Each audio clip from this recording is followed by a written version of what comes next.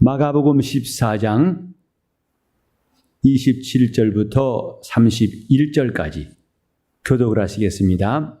예수께서 제자들에게 이르시되 너희가 다 나를 버리리라. 이는 기록된 바 내가 목자를 치리니 양들이 흩어지리라 하였느니라. 그러나 내가 살아난 후에 너희보다 먼저 갈릴리로 가리라. 베드로가 여짜오되 다 버릴지라도 나는 그렇지 않겠나이다.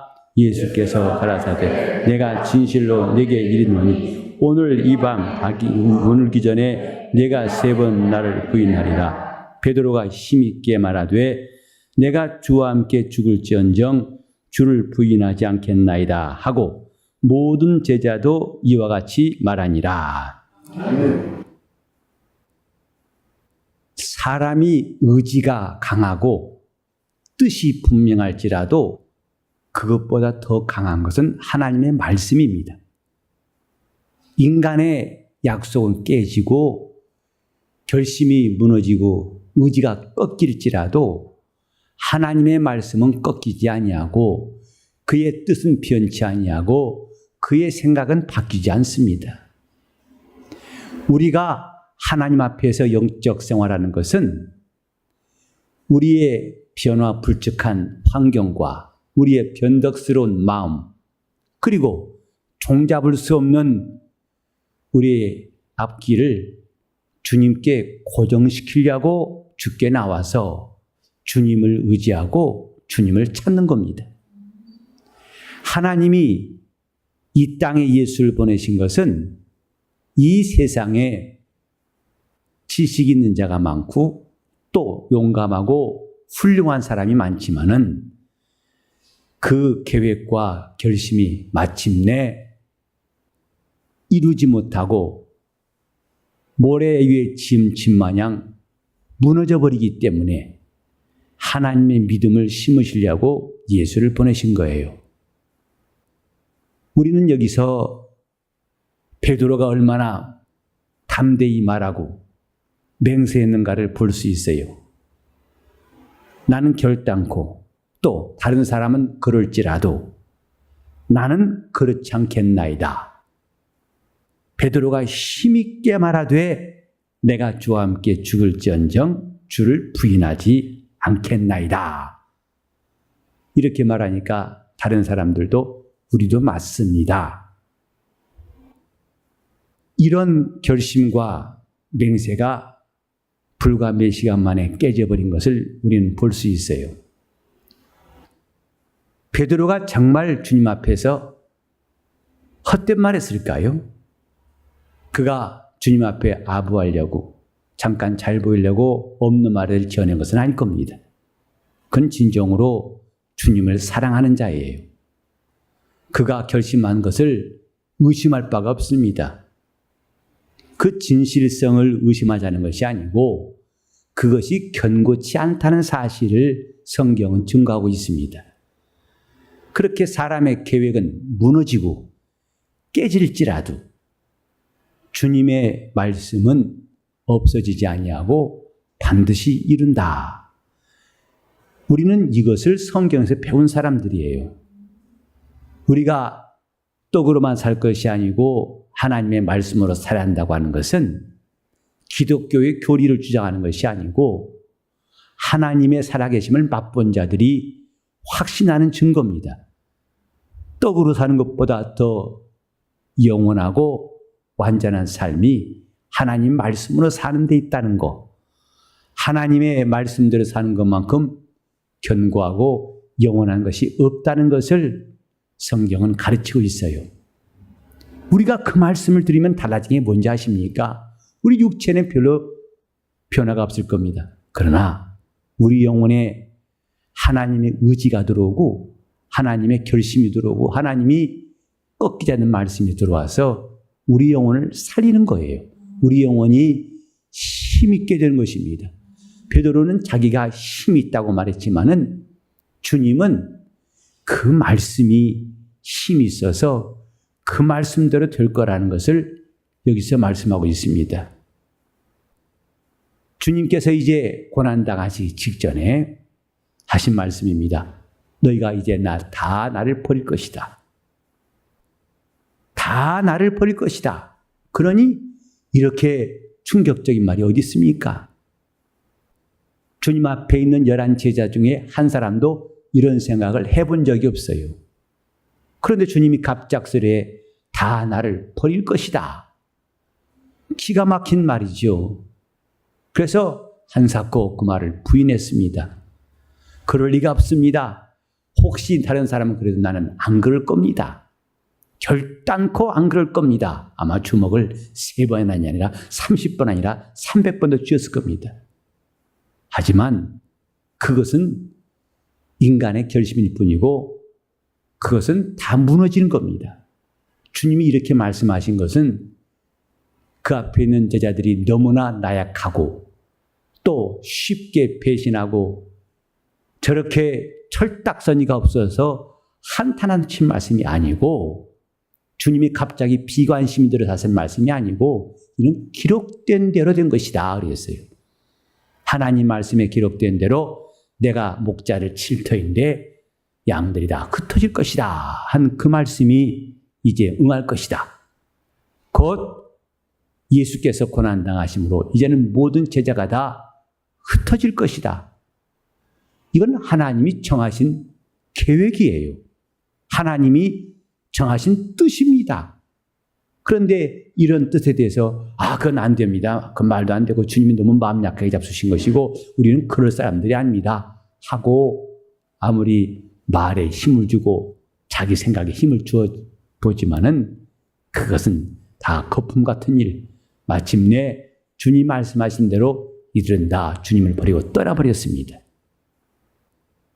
우리는 주가 하신 말씀과 그의 가시는 길이 결코 우연한 것이 아니고 즉흥적인 것이 아니고 그 상황에 어쩔 수 없어서 된 것이 아니란 사실을 잘 들어왔어요. 곧 하나님의 계획대로 된 것이다. 하나님의 스케줄대로 된 것이다. 그분의 때가 이르러서 마침내 그분이 자기를 위해 기록된 대로 하신 것이다. 곧 그의 말씀을 꺾지 않고 이루신 것이다 라고 알고 있어요. 예수님께서 잡히시게 된 것은 어쩔 수 없는 불가항력적인 상황이 아닙니다. 갑작스러운 유다의 배신 때문이 아닙니다. 이건 지극히 근시안적이고 인간의 시야에서 본 이야기지 하나님께서 이미 계획하신 일이라는 것을 기억해야 됩니다. 이렇게 되는 일에 사람들은 자기 시야로 볼 때 너무 충격적이고 이런 불행이 어디 있는가 말도 안 된다고 인간의 감정대로 반응하지만 주님은 이 모든 일이 될 것을 아시고 그 다음에 주님은 그 다음의 일도 말씀하신다 이 말이에요. 주님이 우리에게 가르치신 것, 주님이 하신 일은 이미 기록된 대로 누가 예악력을 끼치고 압력을 가하고 누가 이것을 회방해서 된 것이 아니라 방해받으신 것이 아니라 기록된 대로 하나님이 계획하신 대로 된 것이라는 사실과 그것이 아무리 캄캄하고 힘든 일일지라도 주님은 그 다음 일을 알고 계신다는 것. 신앙은 그 다음을 아는 것입니다. 우리가 금세만 바라는 것이 있다면 가장 불쌍한 사람일 거라고 사도 바울은 고린도전서 15장에 말했어요. 만일 부활이 없다면, 만일 우리의 바라는 것이 금세뿐이라면 가장 불쌍한 자일 것이다. 예수의 말씀은 금세와 내세에 금세 100배나 받을 때에 내세에 영생 얻지 못할 자가 없느니라. 인간들은 금세밖에는 생각하지 않습니다. 그러나 주님은 이 모든 세월을 인간이 세월을 마친 다음에 눈에 보이는 세계가 사라진 다음에 새로운 하늘과 새 땅이 있다는 것을 말씀하고 있고 그 새 예루살렘에 들어간 사람들에 대해서 성경은 소개하고 있어요. 저와 여러분이 우리 주님 앞에서 기도해야 할 것, 넓은 시야입니다. 너무 우물 안의 개구리처럼 좁아서 눈앞에밖에 보지 못하고 우물 속만 보는 그런 좁은 시야가 아니라 주님의 시야가 우리에게 필요합니다. 주님은 지금 잡히시고 고난당하신 것만 보시는 것이 아니라 그 다음의 일을 보신다 이 말입니다. 그래서 히브리서 12장 3절에도 그는 그 앞에 있는 즐거움을 위하여 고난을 참으셨다고 그랬어요. 주님은 지금 고난이 있지만 그 앞에 무엇이 있는가를 아시기 때문에 고난을 참으셨고, 그래서 비록 십자가에 피 흘려 죽으시는 잔이 앞에 있지만은 그가 하나님 손에 의해서 영화롭게 되는 일도 그 다음에 기다리고 있다는 것을 아셨어요. 우리 모두에게 소망이 있어야 됩니다. 소망은 그 다음의 일에 관한 것이에요. 내 영혼이 이 땅에서 봉사하고 수고하는 것, 그 다음에는 주님의 상급이 있고, 우리가 이 땅에서 주의 뜻대로 사느라고 때로는 험산줄령을 지나는 일이 있지만은 그 다음에는 우리 주님이 예배하신 나라가 있어요. 그 다음 주님 말씀하신 것은 내가 이제 잡히게 되고 다 나를 버리는 것이 끝이 아니다. 다 나를 버리고 또 잠시면 너희가 충격받을 만큼 내가 당한 일들을 보게 될 것이지만 그게 끝이 아니고 그 다음에 뭐냐? 다시 살아나는 내가 부활 후에 말씀하셨어요. 28절에 내가 살아난 후에, 이렇게 그 다음을 말할 수 있는 분은 주님밖에 없어요. 이 세상에도 점쟁이가 있고 예언자가 있다고 합니다. 그 다음을 말한다고 그래요. 하지만은 그들의 말이 얼마나 거짓된 것인가는 조금만 지나면 다 드러나게 돼 있어요. 감히 인간이 하나님의 흉내를 내다가 타락한 자들이 한둘이 아니에요. 그 다음을 아시는 분은 주님이세요. 그래 주님께서 말씀하시기를 나는 알파와 오메가요. 처음과 나중이요. 시작과 끝이라. 그래서 요한계시록 보면 전에도 계셨고 시방도 계시고 장차 오실 자라고 그랬어요. 우리 주님이 누구신가? 그 다음을 하시는 분이에요. 내가 살아난 후에, 이 말은 주님만 하실 수 있어요.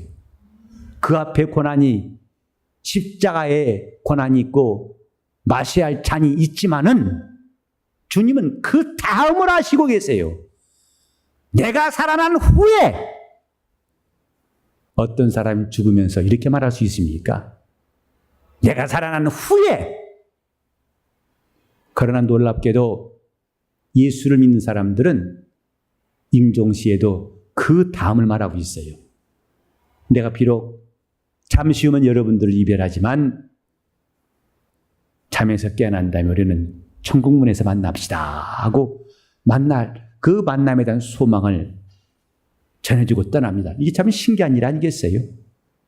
주님만이 그 다음을 말씀하신 분, 내가 살아난 후에 라고 말씀하신 분이고, 이제 그를 믿는 자들도 그 다음, 곧 이 육신의 장막이 무너지면은 하나님이 지으신 집, 곧 영원한 집이 하늘에 있는 줄 안다고 소망하고 있고, 주님은 우리를 위해서 저 하늘의 아버지 집에 있을 곳을 예비하신다고 담대히 고백하고 있답니다.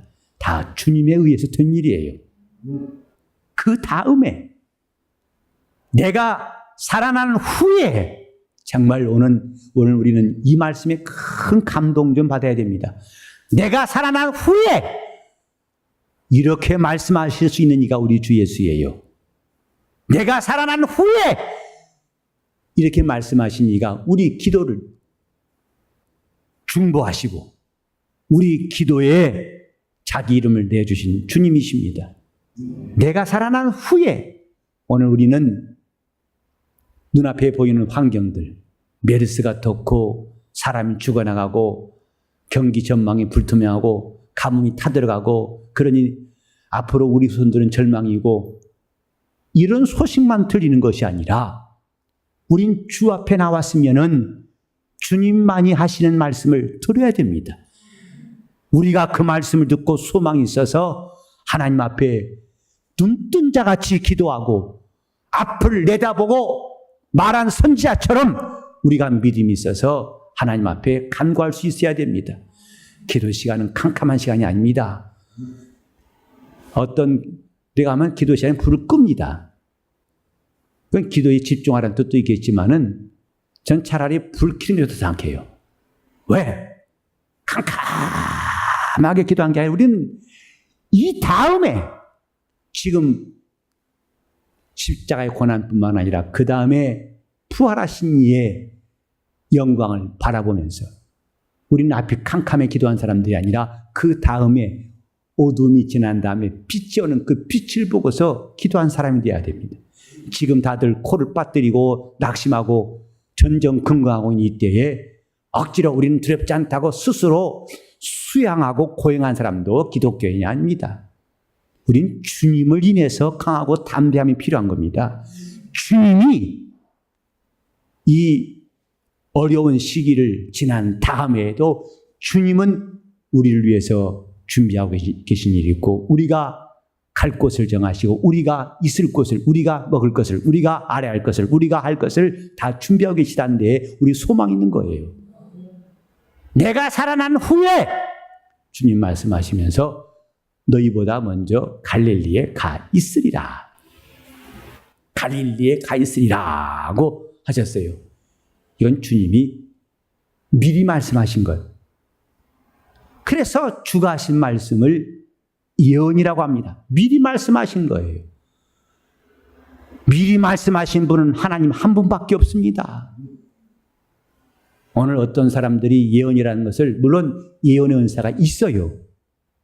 그러나 이것이 혼란스럽게 돼서 마치 자기 생각에 떠오르는 것들 갖다가 예언이라고 해서 나중에 엉뚱한 일이라고 실수한 일이 생길 수 있어요.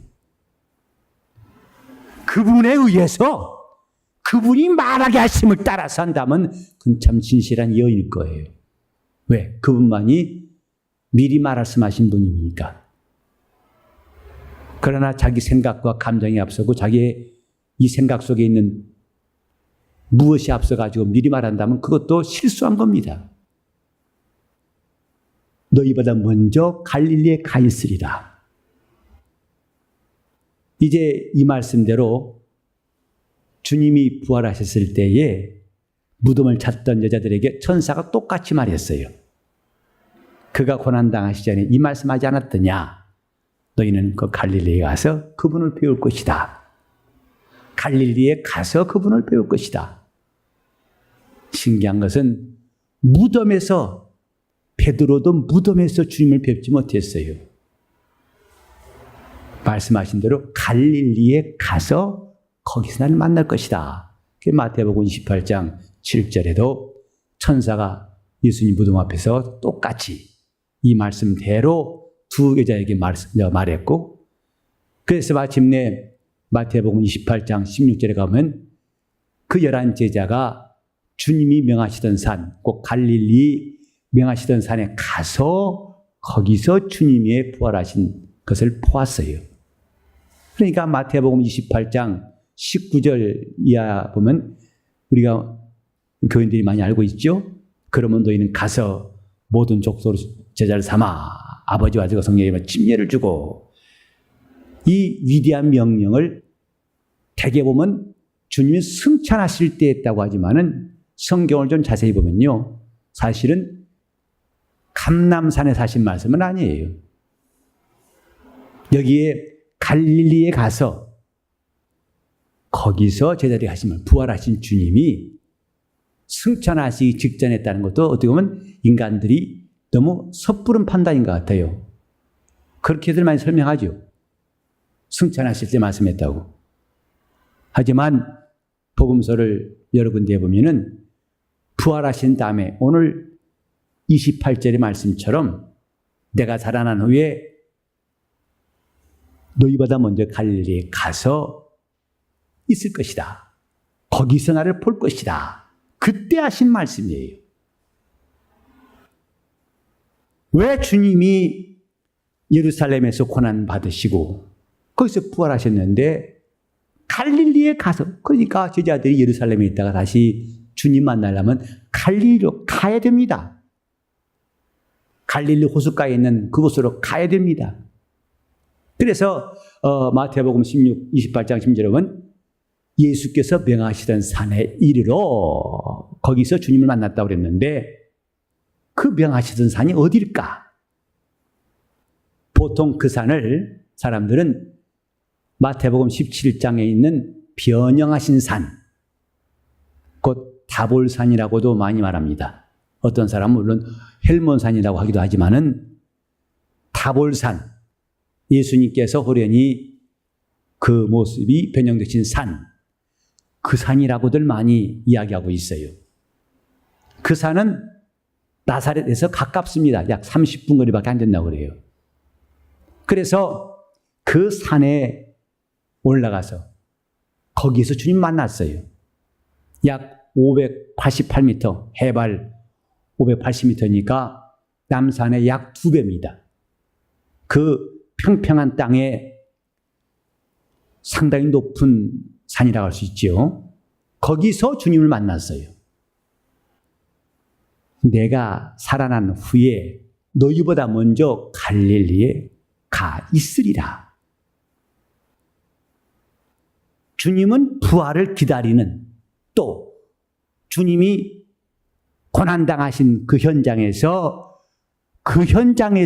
만나신 것이 아니고 그들을 만나고자 한 약속하신 장소는 주님이 갈릴리에 있는 산이었어요. 거기서 나를 만날 것이다. 우리는 여기서 기억해야 할 것은 영적 생활은, 아니 주님이 웬만하면 예루살렘에 우리가 있는데 여기서 나타나시지 왜 자꾸 저 멀리 갈릴리까지 오라고 하셨을까? 라고 할지 몰라요. 불필요하게 왜 왔다가 가라고 할까? 여러분이 아시는 바에 고난당하신 것도 예루살렘이고 나중에 승천하신 것도 감람산이에요. 예루살렘 맞은편은 감람산이에요. 그동안에 갈릴리를 갔다 온다는 것은 불편한 일일 수 있고 매우 좀 귀찮은 일일 수 있어요. 주님은 갈릴리에서 나를 만날 것이다 그랬어요. 신앙생활에는 이런 거룩한 불편이 필요합니다. 주님 말씀을 순종함에 있어서는 거룩한 불편이 필요해요.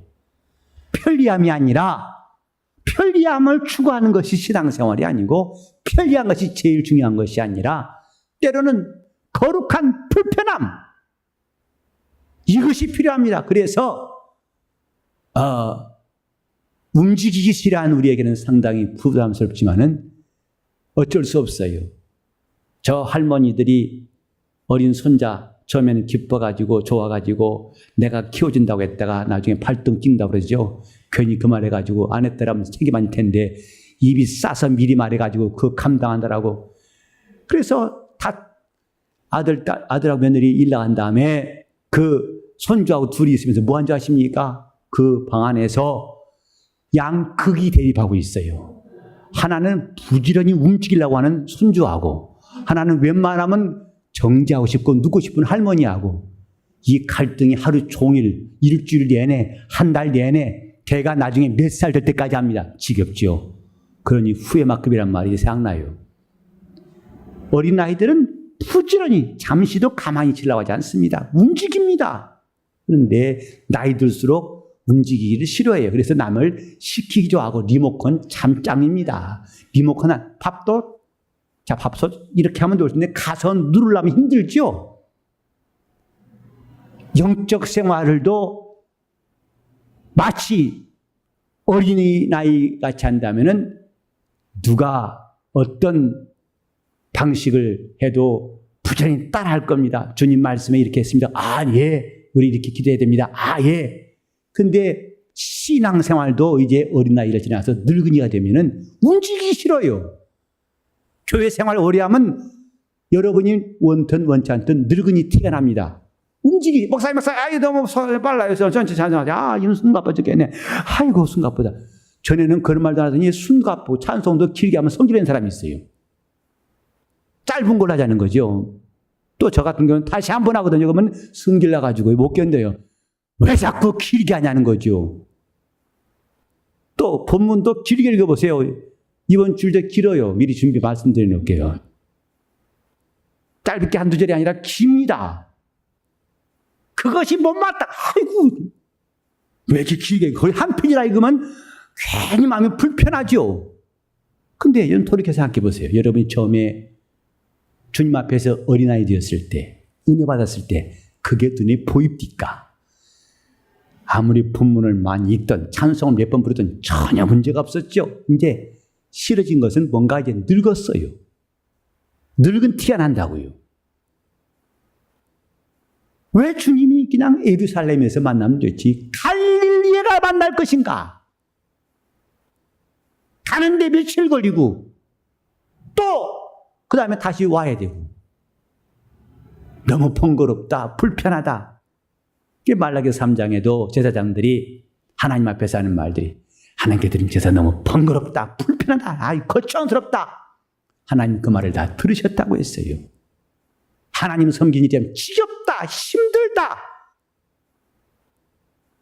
이런 불편함을 거룩한 불편함으로 생각할 것인가? 아니면 불평으로 삼을 것인가? 그건 다른 양상을 갖게 됩니다. 자, 다릅시다. 거룩한 불편함. 이런 말도 왜 하자고 하는지 그냥 너나 하지 왜 하자고 하느냐? 귀찮다라고 하시겠지만은 이런 불편함도 좀 감수하는 것도 기쁨으로 여기세요. 내가 아직 잘 따라 사는 거 보니까 늙지는 않았구나라고. 아직 늙은이는 아니네 라고 자기를 좀 돌아보시면 좋겠어요. 다시 한번 거룩한 불편함. 아주 재밌게 거룩한 불편함. 나는 늙은이가 아니다 이 말. 가나안 농문학교 가서 한 2박 3일 동안 교육받았던 적이 있는데 아침에 깜깜할 때 새벽 4시에 기상해갖고 군대 같아요. 그래 줄 져가지고 구보를 시킵니다. 그 긴 줄 한 몇십 명이 줄 4열 정도로 뛰는데 앞에 부분에서 구호한 거하고 뒤에 부분하고 척척척척 구호를 하게 하는데 뭔지 아십니까? 앞에 사람이 우리는 그러면 뒤에서는 젊다 그러더라고요. 그러면서 뛰었어요. 그 캄캄한 새벽에 우리는 젊다, 우리는 젊다. 그러니까 목사들이 다 늙은이 마냥 교회에서는 부계 잡았는데 가니까 젊다고 하는 것을 시인하고 그것을 깨뜨리려니까 얼마나 불편했겠어요. 근데 그도 그럴 것이 가보니까요. 그때 그 가나안 교장 선생님이 80몇 세고 그 다음에 강사로 오신 그 원주에 무슨 병원 의사 장로님이 90몇 세더라고요. 가서 50대 때면 젊다란 말 할 수밖에 없어요. 그런 분들을 보니까 맨날 교회에서는 내가 제일 늙었다고 하니까 그런 모습이 참 부끄럽더라고요. 우리는 지금 주님이 갈릴리에서 보겠다고 하신 말씀을 불편하지만은 거룩한 불편으로 삼아야 됩니다. 주님의 지시가 있다는 것은 주님이 명하신다는 것은 사실은 우리에겐 불편한 일이에요. 적어도 은혜 받지 않은 사람들은 불편한 것이고 은혜 받은 사람들은 불편한 줄 모르고 순종하는 것이고 이 차이점이 있는 것이죠. 오늘 여러분의 신앙생활을 스스로가 점검할 필요가 있어요. 과연 주님의 뜻대로 교회에서 봉사하고 신앙생활하는 것이 불편하냐 아니면 기쁨으로 순종하고 있냐 따라서 자기 영적 생활을 진단할 수 있어요. 요새 메르스에 걸렸느냐 안 걸렸느냐 첫째 기침을 많이 하고 그 다음에 고열이 나고 또 뭐 속이 배가 안 좋고 뭐 안 좋고 그러면 일단 의심한다는 거죠. 그래서 요새는 아주 전철타기 참 좋겠어요. 하면요 아무리 자리가 비좁아도 다들 홍해가 갈라지듯이 다 자리를 내놓고 한다니까 이렇게 기침하는 게 좋을 때 처음 봤어요. 참 이것도 유익해요. 그죠? 저도 괜히 지나가다가 기침하면 좀 신경 쓰여요. 아닌 게 아니라. 근데 기침도 깊은 하면 아마 10년 도망가 볼 겁니다. 너 여기 앉아라고 그 주인은 후원할 거예요. 이런 증상이 있으면은 의심하게 되는데, 그 진단의 기준처럼 지금 내가 거룩한 불편을 과연 어떻게 받아들이느냐. 가서 갈릴리에서 나를 만날 것이다. 부활하신 주님은 갈릴리에서 뵐 수 있어요. 우리가 거룩한 불편을 감수하고 가지만은 한 가지 기억해야 할 것은 그런 불편을 감수하고 가는 사람들에게 주님은 먼저 가 계신다는 사실이에요. 그 힘들다고 여기는 그곳에 주님은 먼저 가 계시고, 멀다고 여기는 그곳에 주님 먼저 가 계시고, 그 일은 안 될 거라고 하는 그 불가능과 불신 속에 불신에 관한 일들도 주님은 이미 먼저 가 계셔서 그 일을 하게 하시고 그 일을 이루신다는 사실입니다. 먼저 가 계신 주님. 나만 불편한 게 아니라 주님은 그 불편하다고 내가 조마조마하고 할 수만 있으면 가기 싫고 남에게 대신 시키고 싶은 그 일들을 주님은 먼저 가 계셔서 기다리신다는 사실이 우리에게는 큰 용기가 됩니다. 주님이 내 영혼을 위하여 예비하신 길이 이렇게 나 혼자 내가 최초로 가 고생하고 나 혼자만 가서 고난당한 게 아니라 그분은 먼저 가 계시다. 여러분 삶 속에도 해야 되는데 가야 되는데 마음이 부담스러운 일이 있습니까? 만나야 그 사람이 부담스러운 것, 해야 할 그 일이 무척 마음에 걸리는 일이 있지요. 우리는 기도했으면 그 다음에는 주님이 그 길에 먼저 가 계심을 기억해야 할 것입니다. 먼저 가 계셔서 우리의 거룩한 불편을 극복하고 그곳에 오는 자들을 영접하시고 그분이 그에게 역사하실 것을 꼭 기억해야 됩니다. 우리는 그 다음을 아는 사람들, 예수를 믿는 사람이라면 그의 고난만 아는 것이 아니고 그 다음에 그가 부활하신 것도, 그 다음에 그가 하늘에 오르신 것도, 그가 그 다음에 영광 받으신 것도, 그 다음에 그가 다시 오실 것도, 그 다음에 우리 앞에 있는 영원한 하나님 나라 있는 것도, 그 나라에 들어갈 영생할 것도. 그래서 마치 서치라이트가 헤드라이트가 밤길에 앞을 환하게 맨눈으로는 깜깜이 안 보이던 그 길을 쫙 비추는 것처럼 하나님 말씀은 내 발의 등불이요 내 길의 빛이 되어서 우리 길을 인도하신 것을 언제나 기억해야 됩니다. 주님은 먼저 가 계신다는 것.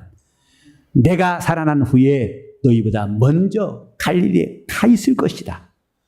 거기서 나를 만날 것이다.